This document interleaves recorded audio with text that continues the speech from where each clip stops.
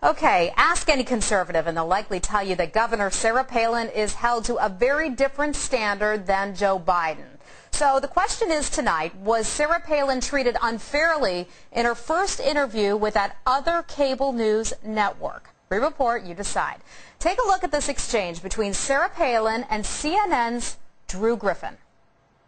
Governor, you've been mocked in the press. Press has been pretty hard on you. The Democrats have been pretty hard on you, but also some conservatives have been pretty hard on you as well. The National Review had a story saying that, I can't tell if Sarah Palin is incompetent, stupid, unqualified, corrupt, or all of the above. Who wrote that one? That was in the National Review. I don't have the author. I'd like to talk to that person. But they were.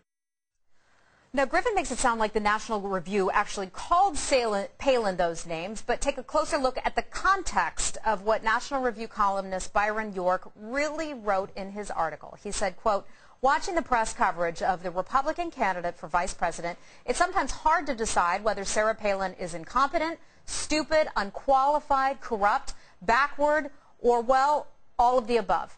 Palin, as the governor of Alaska, has faced more criticism than any vice presidential candidate since 1988. That's when Democrats and the press tore into Dan Quayle. In fact, Palin may have had it even worse than Quayle, since she is taking flack not only from the Democrats and the press, but some conservative opinion leaders as well."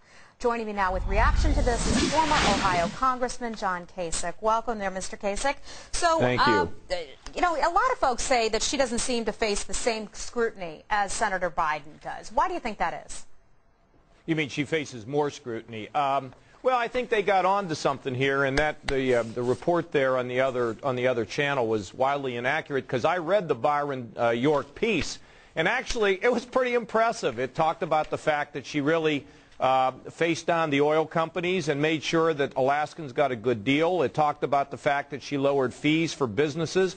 It talked about the fact that she passed this ethics law in Alaska where, that's kind of the Wild West out there. And the piece was pretty glowing, and there was a bunch of stuff in there I didn't know, and I think if Americans read it, they wouldn't have many more questions for her. Okay, but then they picked sort of the nastiest part of this, which wasn't even nasty. It was saying this is how the media presents her. Right. Why do you think they're doing that? You think they're just doing this to embarrass Governor Palin? Well, I think they got on to something, and she had a very poor interview. I didn't see it, but everybody told me that her first interview was really bad. But you mean her first interview with ABC's Charlie Gibson? Yeah, whoever it was. I don't remember. Okay. And that she really stumbled and all that.